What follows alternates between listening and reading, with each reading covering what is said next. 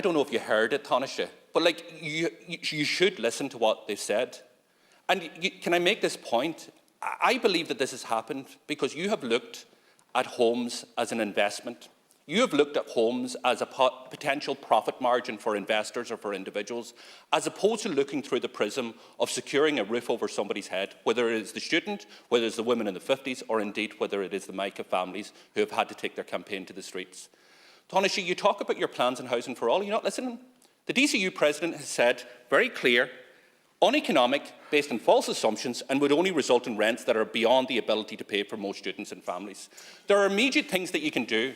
Over a third of all purpose-built student accommodation, which get tax breaks and planning for student accommodations, are going into tourist accommodation. Will you introduce the legislation that we have been calling for, in particular Rose Conway Walsh, to stop that in its tracks? And will you provide the capital for the state to build the necessary units?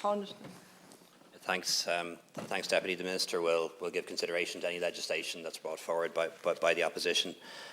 Deputy, I'm very aware that we face a housing crisis in this country, and I'm very aware of the many personal stories. You don't have a monopoly on compassion or understanding, Deputy. You may think you do, but you don't. Everyone in this House has constituents. Everyone in this House has friends and family, and everyone in this House can recount plenty of personal stories as to how people have been impacted by the housing crisis, whether it's high rents, whether it's the difficulty finding a place to buy, whether it's the many other issues which you've mentioned. And that's why we have Housing for All, the biggest investment in social housing ever in the history of the state. And that's why we have cost rental now for the first time. It's why we've brought in a rent freeze in real terms, linking rent increases to inflation. It's why we're doing so many. It's why we're doing so many of those things, Deputy. But you know, you said earlier on that the people on these benches, on the government benches, should be ashamed. You know, maybe you should ask yourself whether you should be ashamed too. Your party voted to increase rents in Northern Ireland in a pandemic. There is never, you never miss, and you've been lying in their sheds Deputy, without running water, and you Deputy, should be ashamed. And a bit of humility from you would go a long way. And a bit of humility from you too would go a long way. Last Concordia with the usual display, truth hurt, they go mad, drives them crazy.